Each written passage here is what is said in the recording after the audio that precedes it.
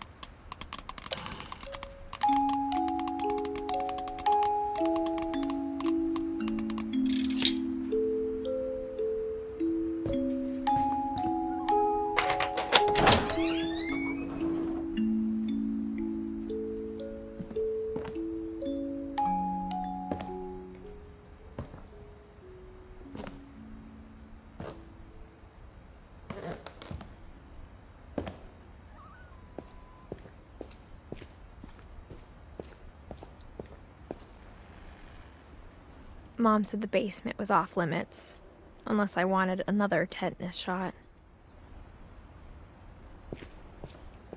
I saw Edie sneak down to the basement once, carrying packages. I thought maybe she was hiding presents.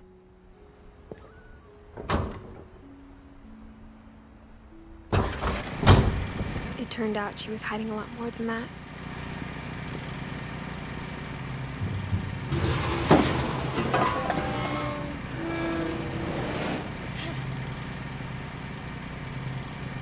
I remember asking Mom once about where Walter had gone.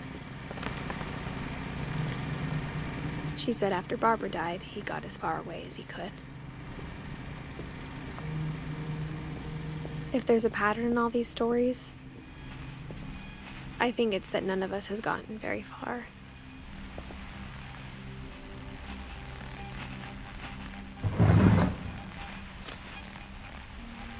Goodbye, everyone. I can't believe I've been down here for 30 years. On that first day, after the shaking started, I didn't think I'd survive a week.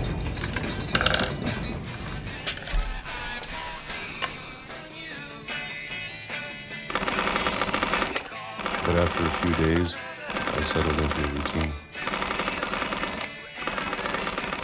That's what kept me sane.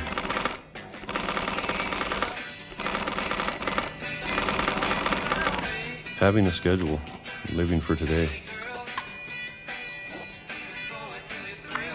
I always expected to be dead tomorrow. But if you wait long enough, you get used to anything.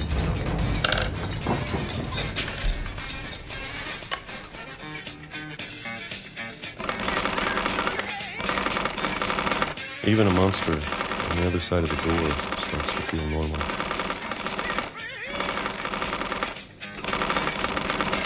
Almost friendly.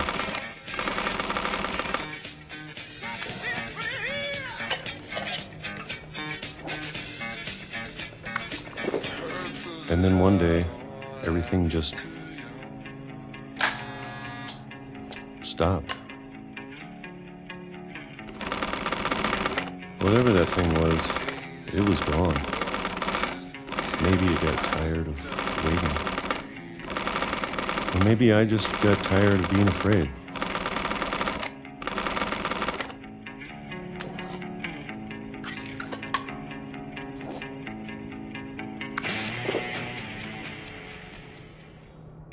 It's been a week now, the longest in 30 years. I'm done waiting. I have to leave while I still can.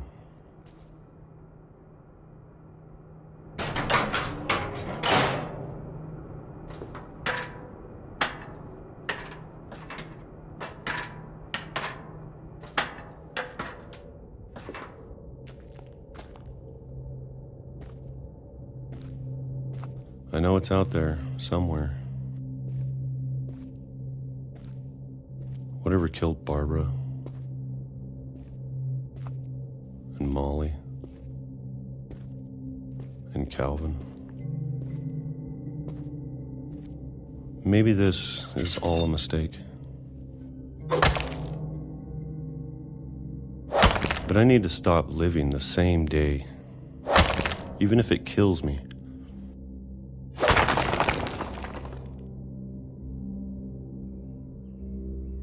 Whatever's out there, I want you to know I'm ready for it.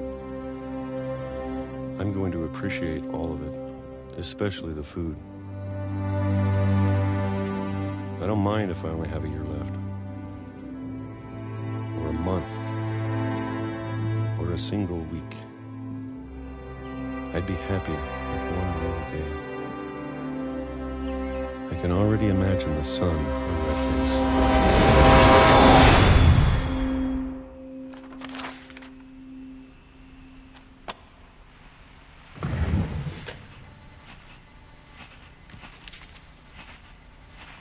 Walter died when I was 6.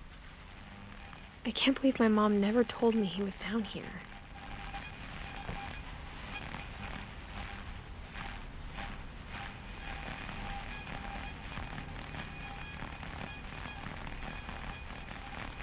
I'm sure my mom was trying to protect me.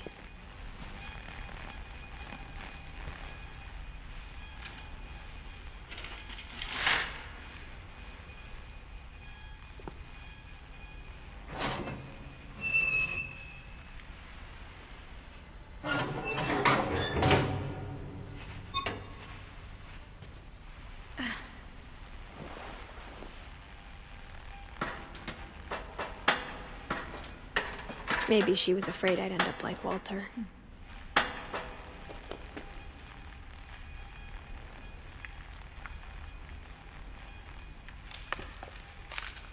But if she never told me about an uncle under the house,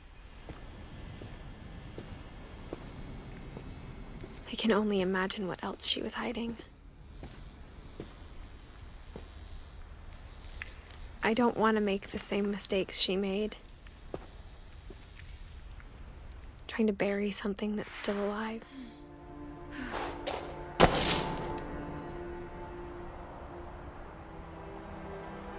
Now that there's only one of us left, or maybe 2,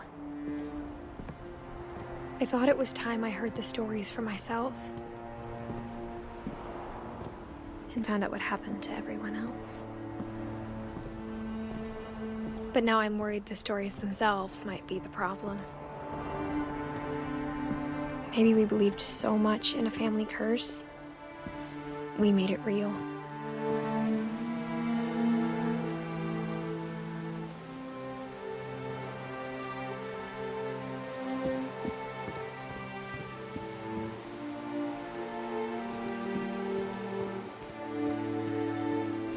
I don't know if I should even be writing this.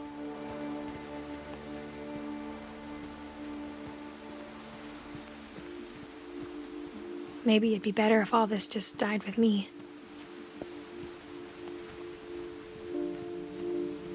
But I thought you should know about your family. And the history you're a part of. Though to be honest, I feel as lost as you probably do right now.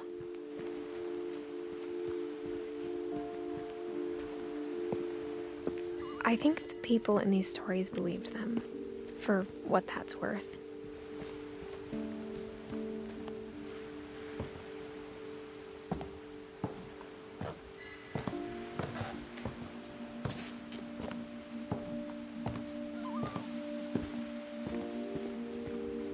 And when you look at the house, that history of imagination and stubbornness and madness,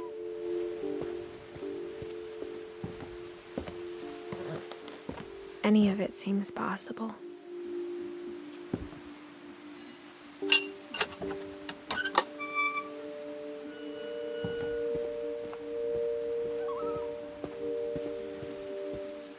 I think we've been surrounded by death for so long, we've just gotten used to it. What kind of family finishes building a cemetery before starting the house?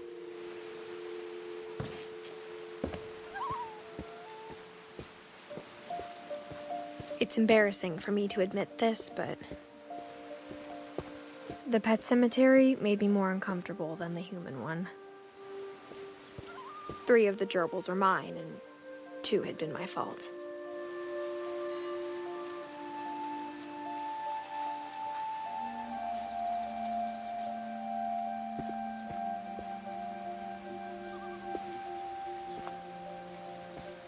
Sven built the house, but it was Edie who designed the cemetery.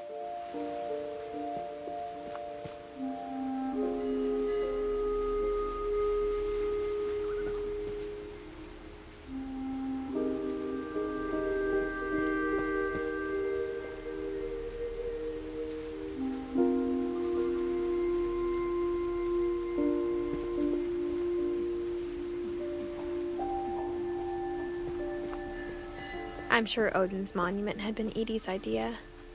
My mom was always trying to move on, but for Edie, the past never went away.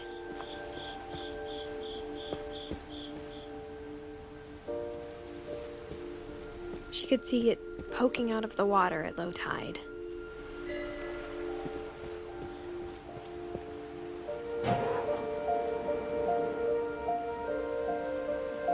Edie said she dreamed about the old house every night.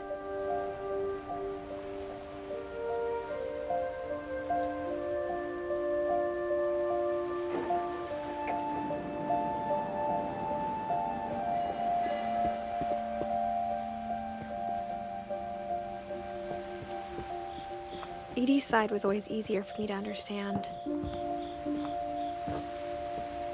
But the older I get, the more I can see where my mom was coming from.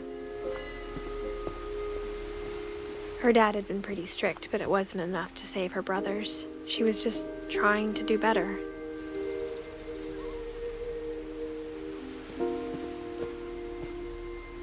She lost 2 of her brothers, just like I did.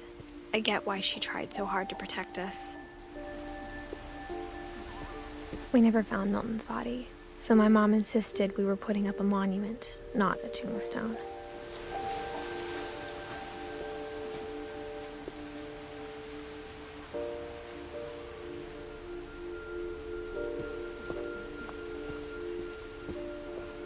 There's so many things I wish I could ask my mom now.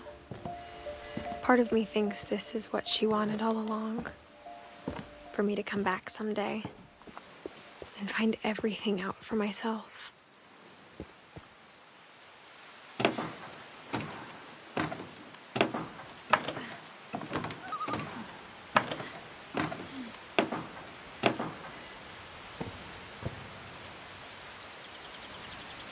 But looking back on it now,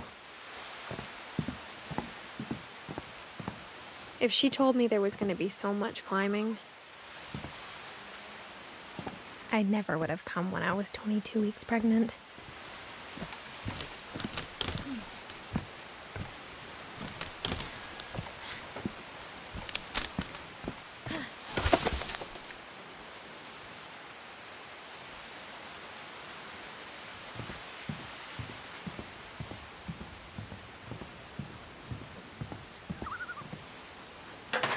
I never met Grandpa Sam, but I think he and my mom had a lot in common.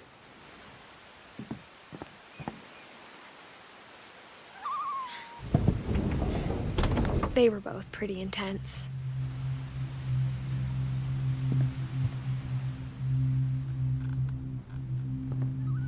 Instead of hiding from death, Sam seemed to go out of his way to meet it.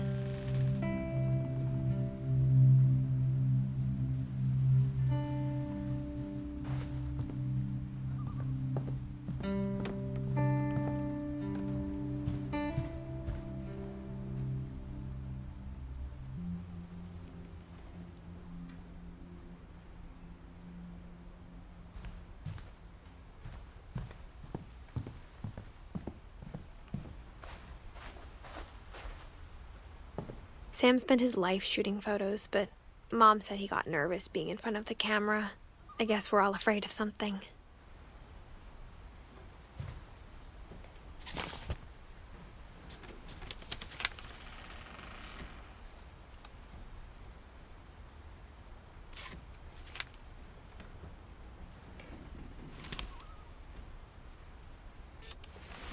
Dawn, I promise, you'll never forget this weekend.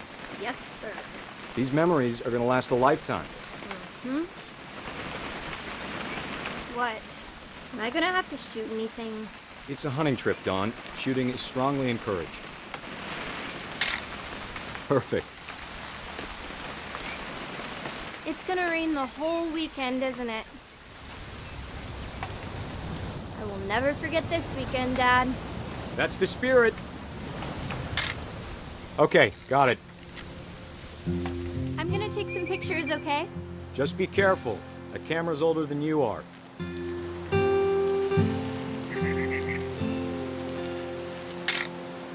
Aw.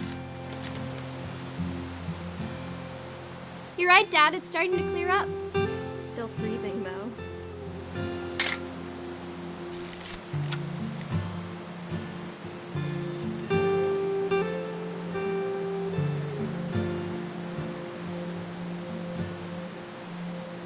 Definitely should not have drunk all that coffee. Hold still while I take a picture of you. I definitely won't be moving. Are you done yet? Does it sound like I'm done? Nothing quite like being outside. Hey! That's a keeper. I'm just saying, I'm not always gonna be here, Don. You'll need to remember this stuff, if you want to survive. I'll be fine, Dad. You know who else thought he was gonna be fine? Some guy who died. Don, I'm being serious. I know, Dad. You're always serious. Doesn't being out here make you want to chill out? Well, to tell you the truth, I haven't been out here in 20 years. Don, don't you think you could find something more interesting to photograph? Last time I was with my brother Calvin. Man, that was a great trip. Your grandpa Sven taught us how to fish, how to build a fire. We found an old logging trail. There were deer everywhere. Dad! Good eyes, Don.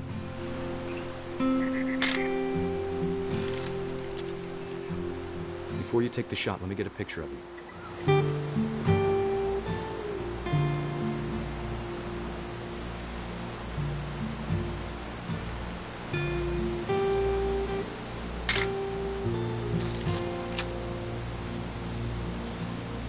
Dad, I... Just breathe. Turn off your imagination. Focus on your target.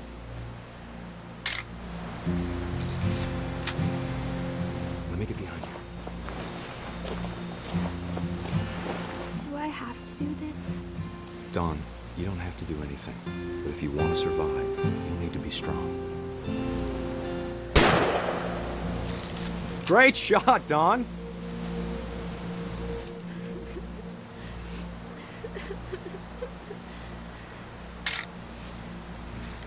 I'm proud of you, Dawn. Always remember that, okay?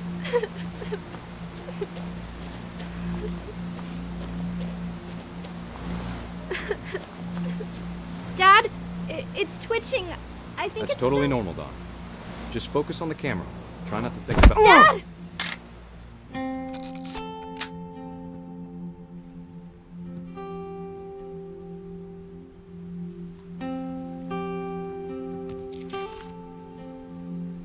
Of all these stories, that's the one I wish most that my mom had told me.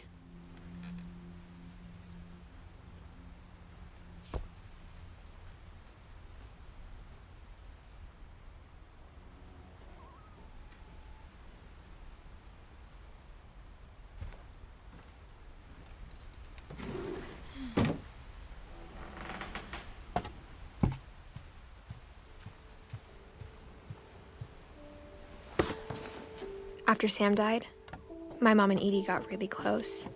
They'd both lost a lot.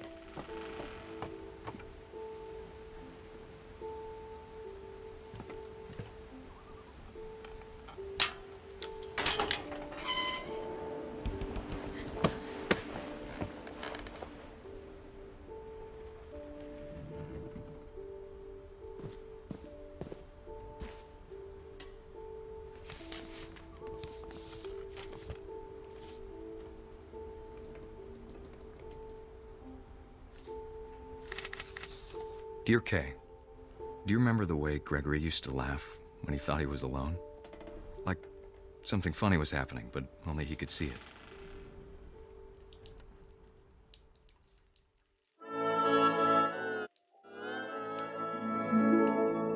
I think he saw things the rest of us don't.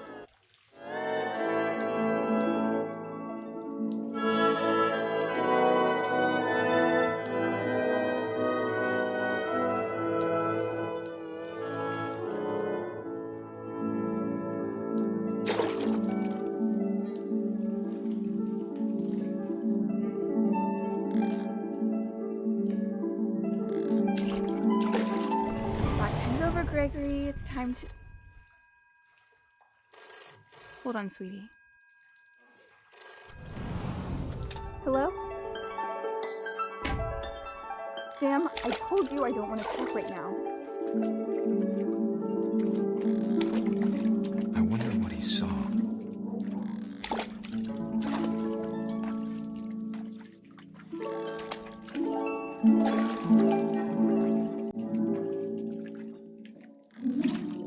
What his world was like.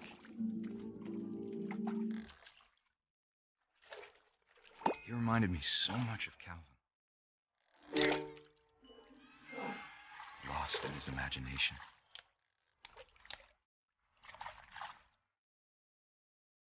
Whatever it was, he saw.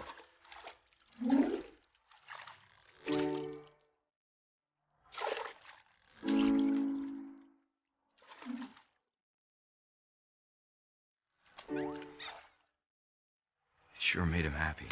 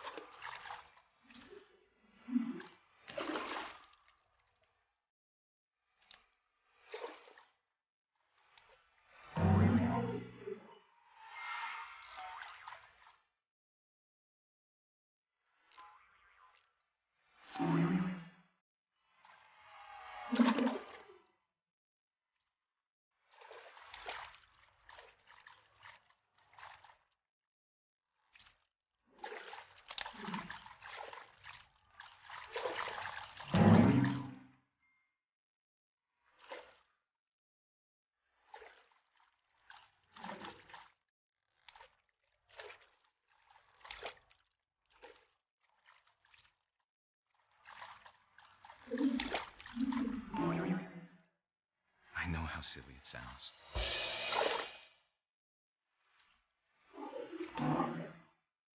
That I worried about a baby being too happy. But I could feel him slipping away. Sorry about that, Gregory. I know you did everything you could. Maybe if I hadn't called that night. Damn it. Hold on, I don't want Gregory to hear this.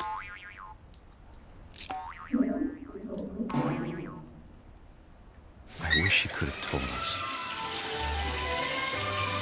about the world he saw.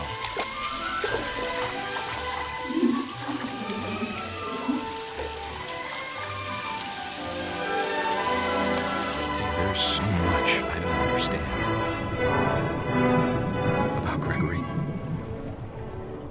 about everything.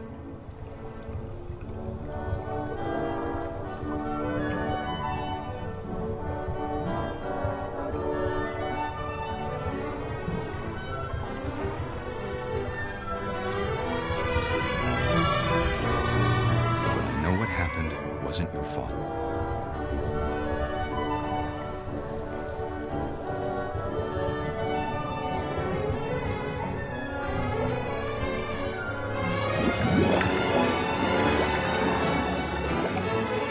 I'm sure he's happy.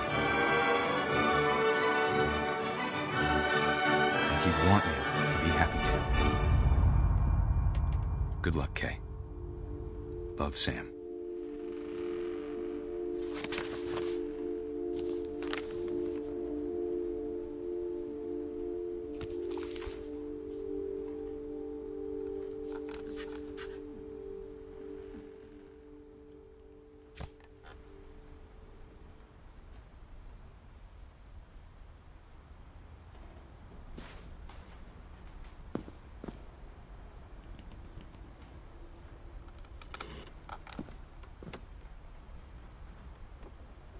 can't imagine my mom ever writing poetry, and yet... A poem for Gus, who always said the wedding was a bad idea. Our father never hit us kids, at least not very hard, before the day my brother said with teenage disregard that he'd be dead before he'd see a wedding in our yard.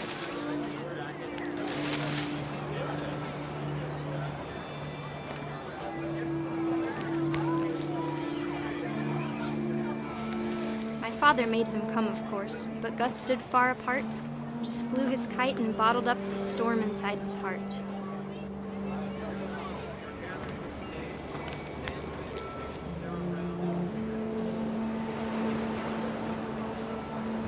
I tried to talk him out of it, but though he'd never met her, "We don't need a stepmom," were the words that I now remembered. pronounce you husband and wife.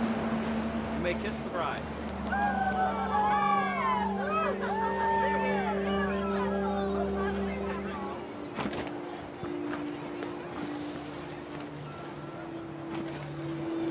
When the time for photos came, Dad ordered him to come here.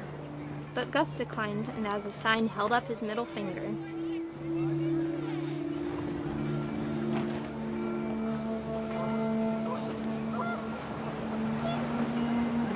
The wind picked up, and panicked geese appeared and quickly went. But all the humans did that day was go inside the tent.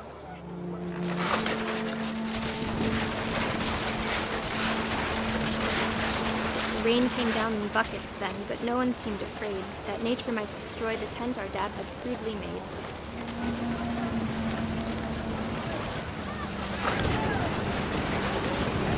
The thunder sounded much too close and full of angry power. But all my father said to this was, "Make the music louder."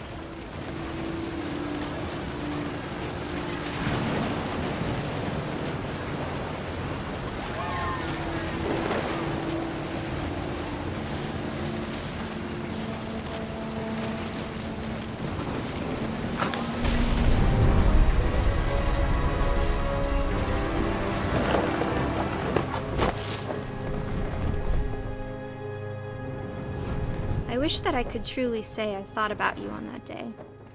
Out there on the beach alone, just you, the wind, the sea, and foam. But I didn't, until we found you.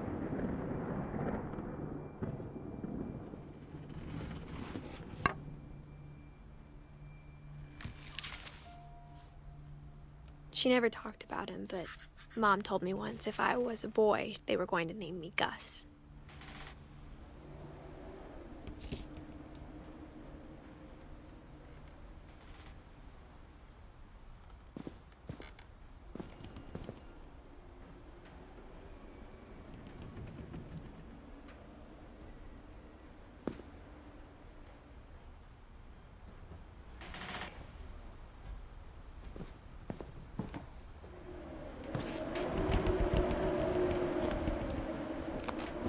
My mom moved up to the loft after her brothers died. At the time, it was as far away as she could get.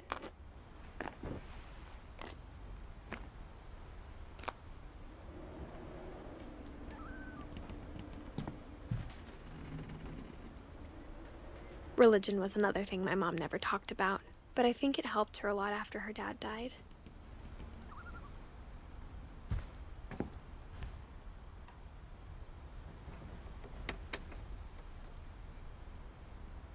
She spent a summer building houses in Calcutta, where she met my dad, Sanjay.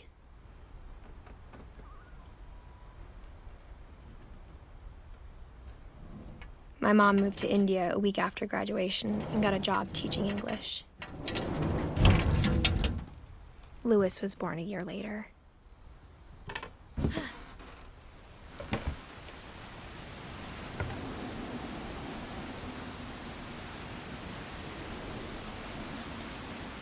When my dad died, I don't think Mom knew where else to go. I'm sure Edie was happy to have her back.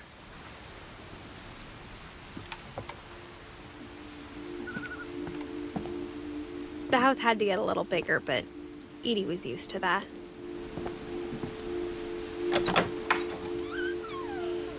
And for a while, things were good. Almost normal.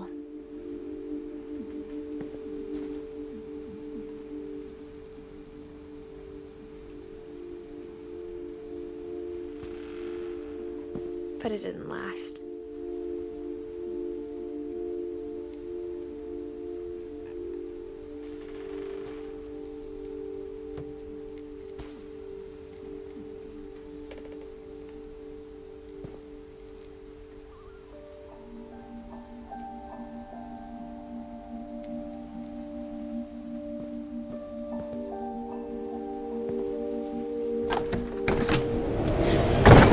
The beginning of the end was Milton's 10th birthday, when Edie gave him a castle.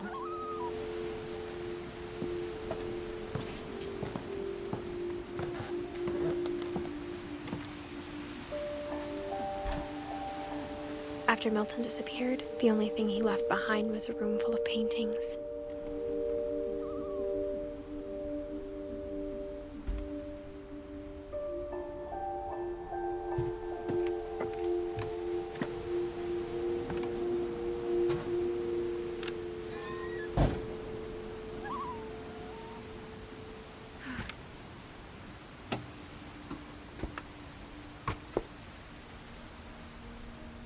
I think Edie was happy to finally have another painter in the family.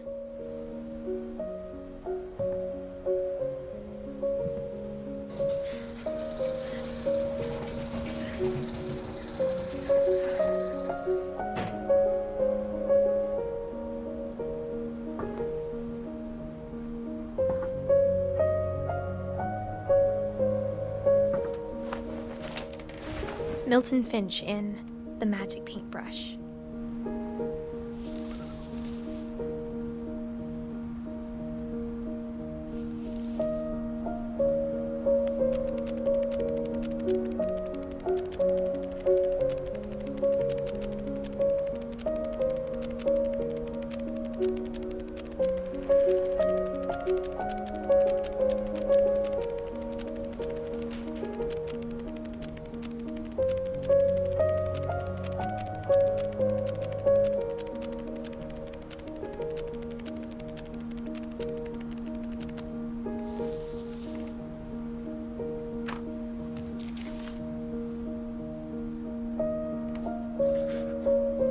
I was 4 when Milton disappeared.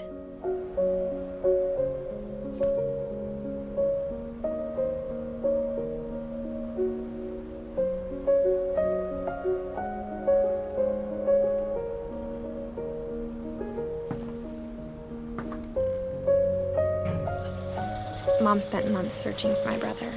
Then she sealed the doors.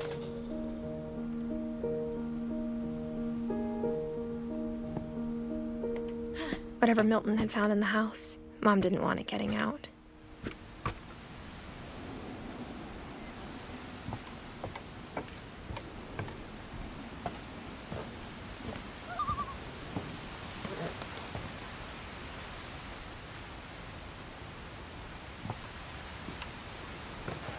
Mom definitely blamed Edie, but I think Louis blamed himself.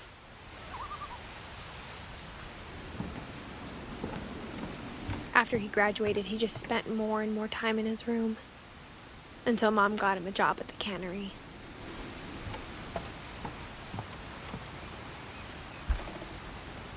Everyone always told me to stay out of Louis's room, except Louis.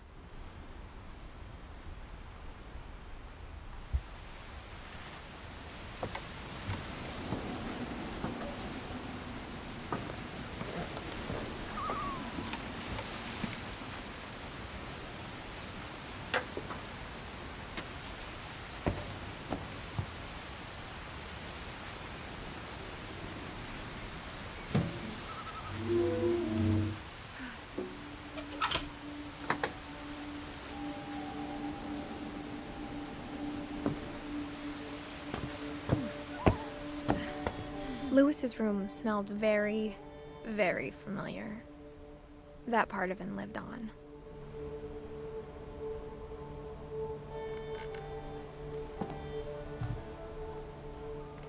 Louis and I spent a lot of time playing games together, but he was surprisingly bad at them. He died a lot.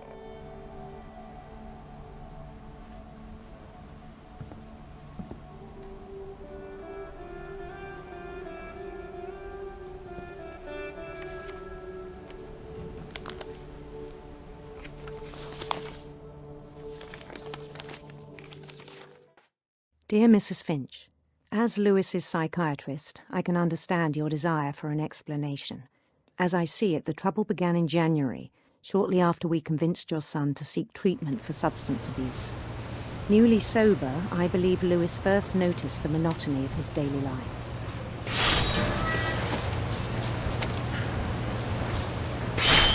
He kept working at the cannery, but he withdrew part of himself. In our sessions, I saw the same behavior. His mind began to wander. I asked him to describe it. He said he started small, imagining a labyrinth.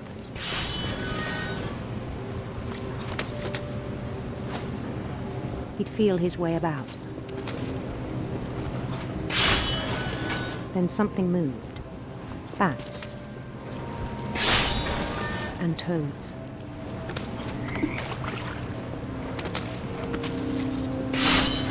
And things that have not names. He knew it was all in his head. But he took it very seriously. I had hoped he'd find himself.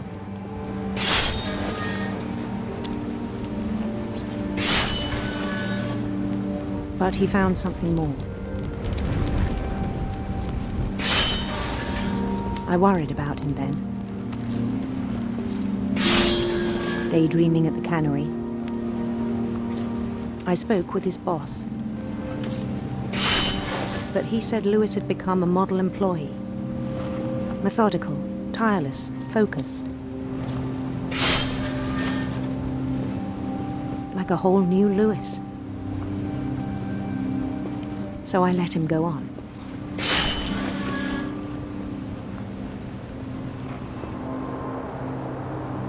I even encouraged him.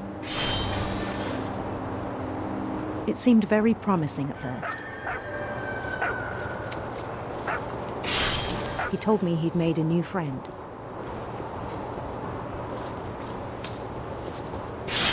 On the edge of a city he named Lewis Topia. He built the city up slowly, brick by brick.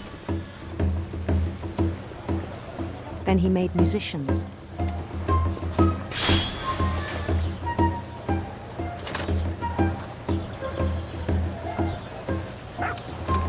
And songs for them to play.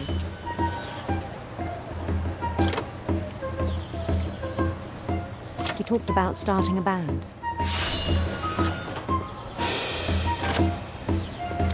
And he was always humming something. Every day his imagination grew stronger.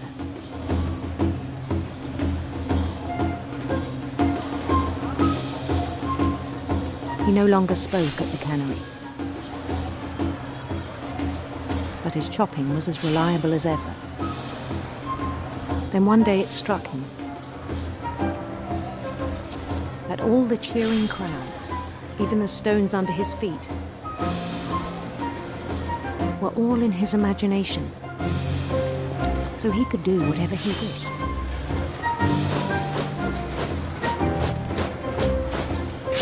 He held an election for mayor, and he won. They begged him to stay, but his mind was already wandering. It became a game for him.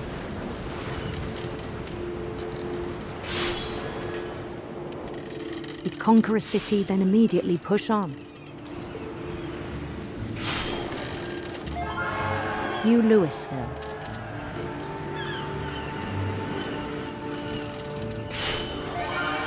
St. Louis.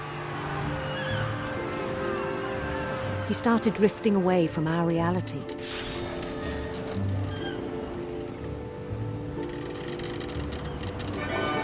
Minneapolis. Until one day he forgot to go home from the cannery. Even as his mother pleaded with him, part of Lewis kept sailing on.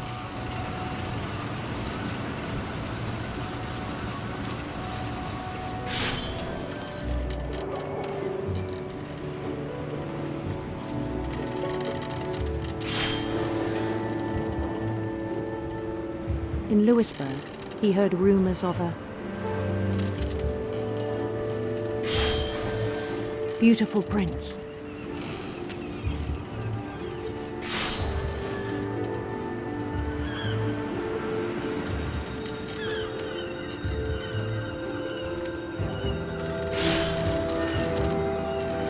The prince was on his own quest for sinister serpents.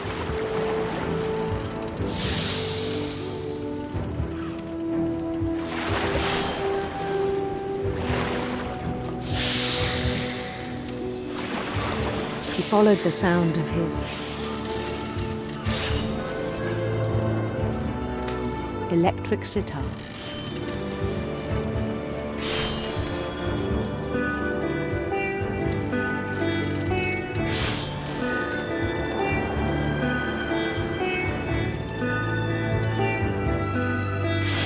His chase led him to a golden palace east of the sun and west of the moon.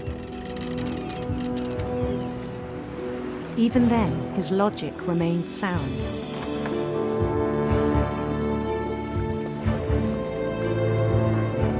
He knew the world was all in his imagination.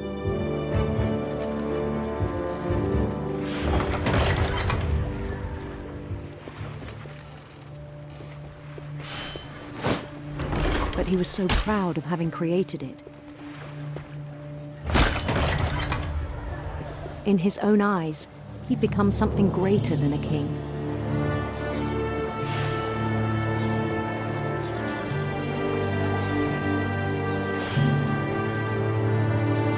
For someone who'd never known success in the real world, I think it was overwhelming.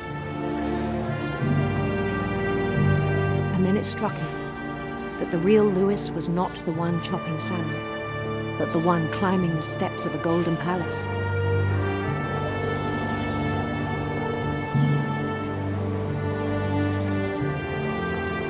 My imagination is as real as my body, he told me.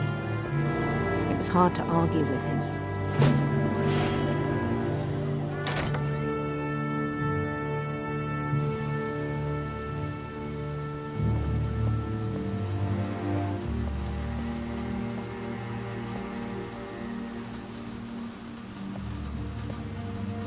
He began to forget the world we know.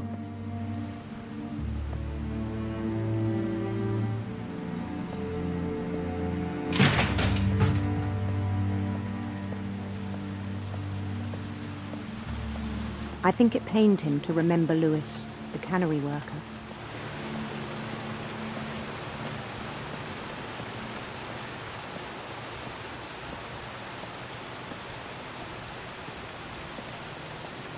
He began to despise the man with a royal contempt.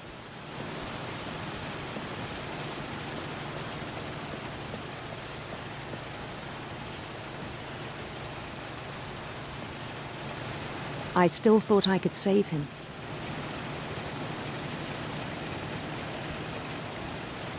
Even after he said he was being crowned king over all the lands of wonder.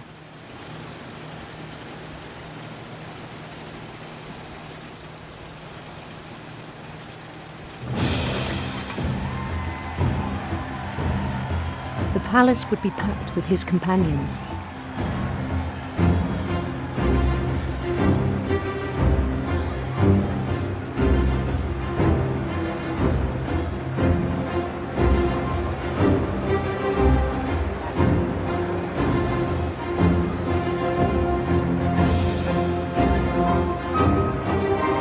Including the wise Calico who insisted on advising him.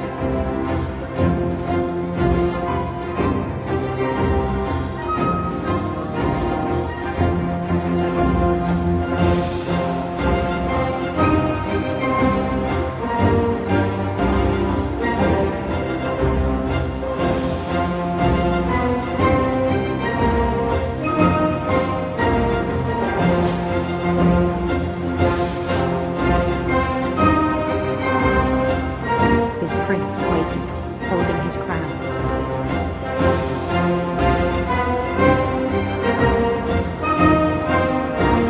There was only one thing left to do.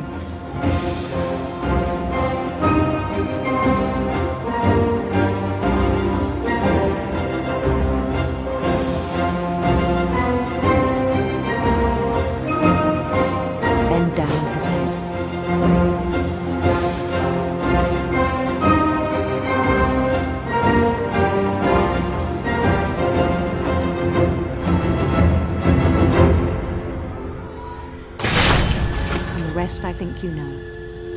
Mrs. Finch, your son was a kind man who will be missed by all of us who knew him.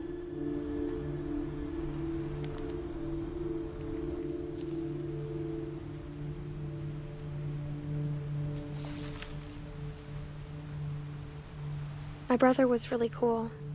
I wish you could have met him.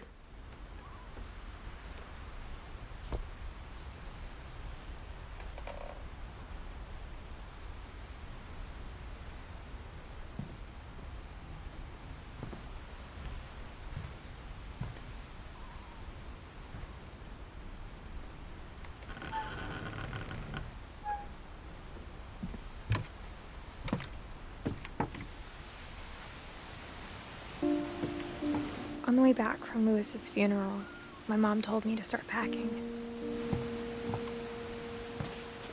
She waited until the day before we left to tell Edie. I'm not sure if she wanted to make it easier or harder.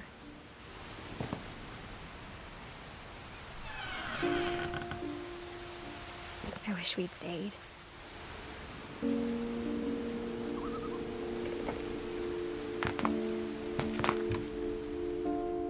But I understand why we left.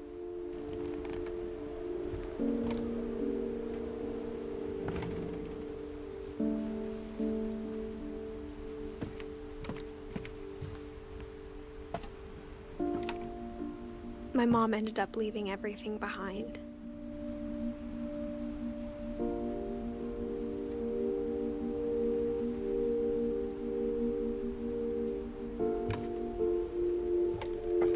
What happened that night had been coming for a long time.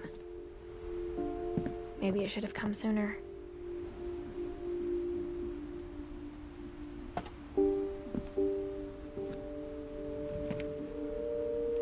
But it had to end one way or another. All that's left now is to tell you about that last night.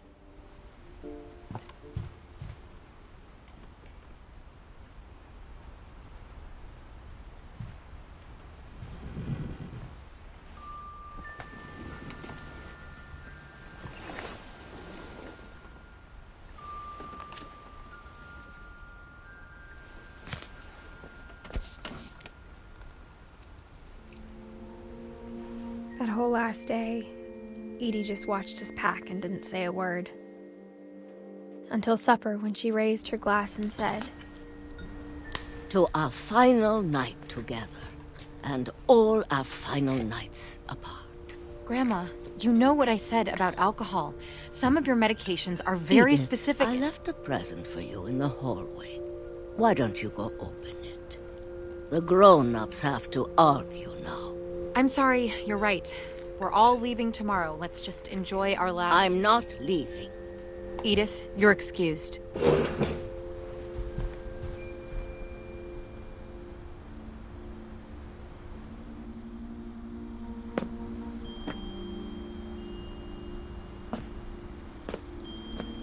the power had been shut off that morning, but Edie always had plenty of candles. When my mom sealed the library, I don't think she knew about the other entrance. Or that Edie had a key to it.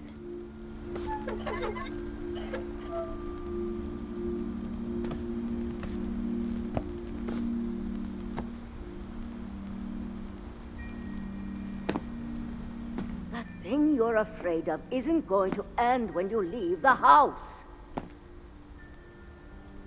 Edith has a right to know these stories. My children are dead because of your stories. I think it's best if Edith and I leave tonight. We'll have the nursing home send a van for you in the morning, okay?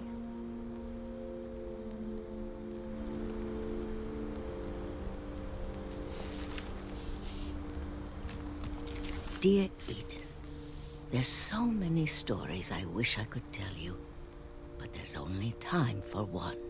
This is about what happened on the night you were born. That night, the tide went way, way out.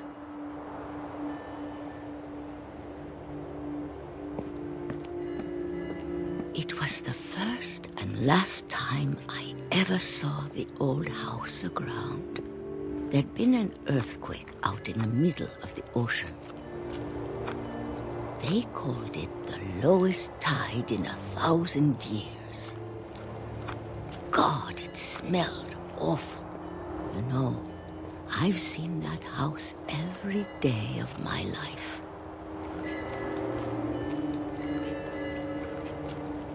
But I never thought I'd go back to it. When the fog rolled in, I lost my way.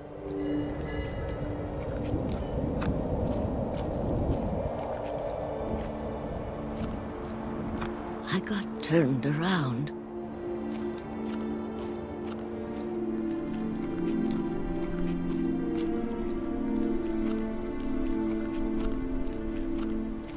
For a while, I wandered. I started seeing things.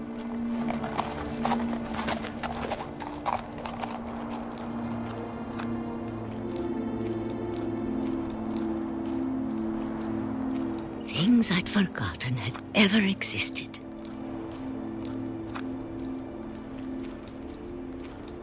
But when I saw them, they felt like old friends.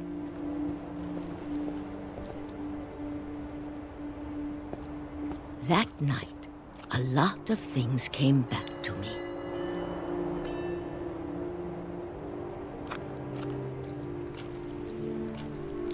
Or maybe I came back to them.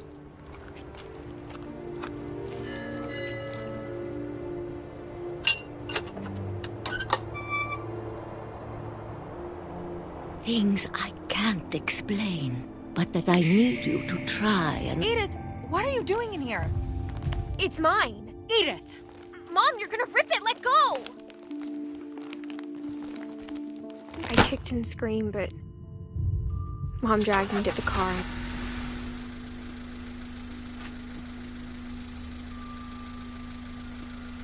I never saw Great-Grandma Edie again. The next morning, the band came to pick her up, but she was already gone. After that, we moved around a lot.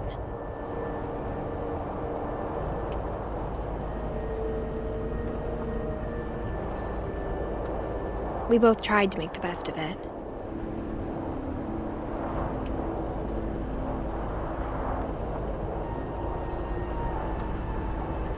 A few years went by.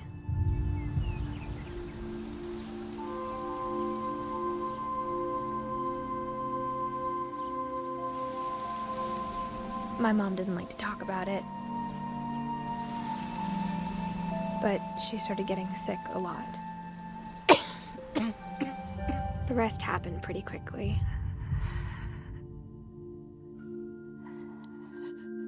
She got better for a while, and then she didn't. And then I was alone.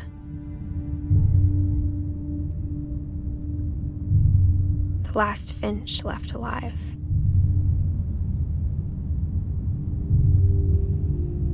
Until I found out about you.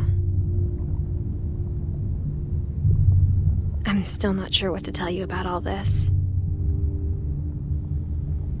If we lived forever, maybe we'd have time to understand things. But as it is, I think the best we can do is try to open our eyes. And appreciate how strange and brief all of this is. This journal was supposed to be for you. But now I hope you'll never see it. I just want to meet you and tell you all these stories myself. But I guess if you're reading this now, things didn't work out that way.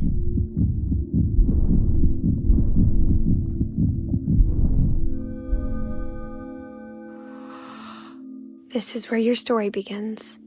I'm sorry I won't be there to see it. It's a lot to ask, but I don't want you to be sad that I'm gone. I want you to be amazed that any of us ever had a chance to be here at all. Good luck.